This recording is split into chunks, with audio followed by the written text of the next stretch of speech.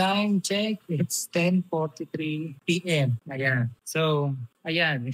Yan yung mga oras na buhay pa rin ang printing business. Kumbaga, kahit ganitong oras ay talagang nag-ooperate pa kami. Especially doon sa mga owner mismo o yung may-ari ng mga printing business. Pansinin mo, kahit wala na yung mga empleyado, wala na yung mga staff namin, kung meron kaming mga rush order na kailangan tapusin. Especially doon sa mga hindi pa masyadong malaking printing business na katulad ko, ay talagang ako bilang isang owner ay halos lahat talaga ako ang gumagawa. Kung mapapansin nyo, lahat talaga ng process na ginagawa ng mga employee sa isang company ay ginagawa namin. Pagdating, especially sa printing, talagang hindi mawala o kailangan nakapokus kami sa pag-ooperate ng mga machine, ng mga printer, tsaka ng mga cutter, cutter platter, layout, setup, sales, marketing,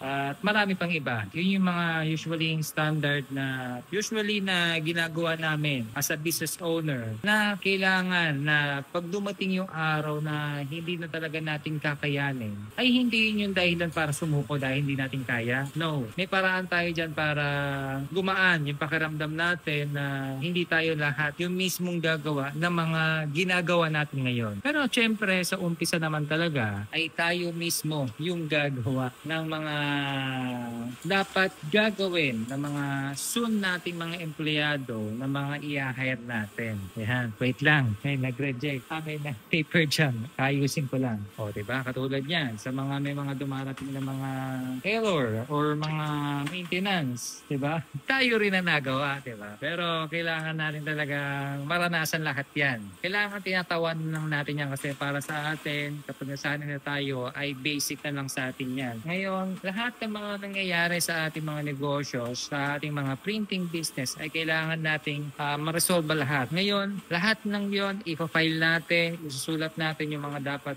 bawat detalye ng mga process na ginagawa natin para pag dumating yung araw na may kakayanan na tayo ng mga hire ng mga empleyado, itong lahat ng mga ginagawa natin ay kailangan nating maiwanan. Ayan, basta lahat ng mga ginagawa natin sa ating mga negosyo, especially sa printing, ay talagang dapat nating ginagawa. Ay kailangan nating ipasa sa iba. Hanggang sa dumating yung araw na lahat ng mga posisyon na ginagawa natin o trabaho natin ay naipasa na natin sa lahat.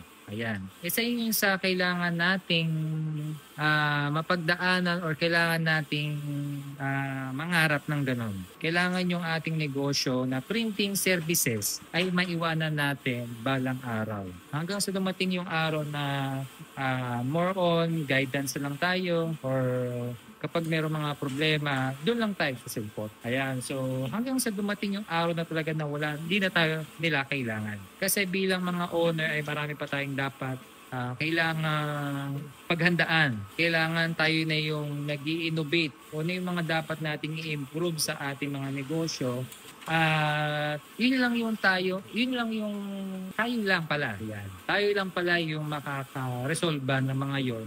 Hindi kailangan na hindi kayang resolve yon ng mga taong i-hire natin. Kasi iba ang utak natin bilang isang entrepreneur o bilang business owner. Kasi hindi tayo makakapag-hire ng negosyante mismo. Diba? Ng utak negosyante o same ng utak natin. May ma-hire ba tayong ganun? Wala. Diba? Napaka-suntok sa ban or napakaswerte natin kung mahanap natin yung ganung tao na katulad natin na pwede nating gawing CEO, diba? CEO ng ating kumpanya. Diba? Yun yung pangarap ko talaga. Ayoko maging CEO, gusto ko maging chairman. Kaya basta may mga ganun, basta ako yung pinaka nagmamanage ng maraming business. Ayan, yun yung isa sa pinapangarap ko na meron din akong i-hire soon na CEO.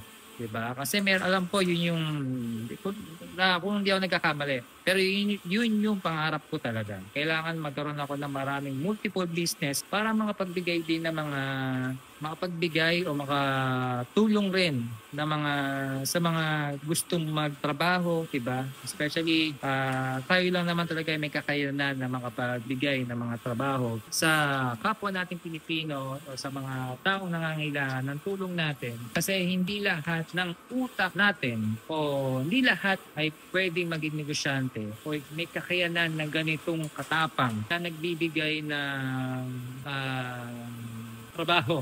Nagbibigay ng payo at may mga utak na entrepreneur. Ayan. Yun na yun. Basta napakahirap i-explain kasi pag in-explain ko sa inyo ay talagang hindi nyo rin maiintindihan. May iintindihan nyo lang yan kapag kayo ay mismong nagne-negosyo na ng kahit anong negosyo at matagal na kayo sa negosyo ay doon lang tayo magkakaintindihan. Ayan. So, basta isa lang sa lagi ko pinapayo sa inyo, mangarap kayo na malaki. Doon sa, yung pangarap na malaki kailangan hindi nyo talaga maabot-abot. Yun lang talaga yun. Lagi ko sa inyo pinapayo. So, kung may natutulong ka sa video ko ngayon ay don't forget to follow na rin. Follow po at pa-like na rin.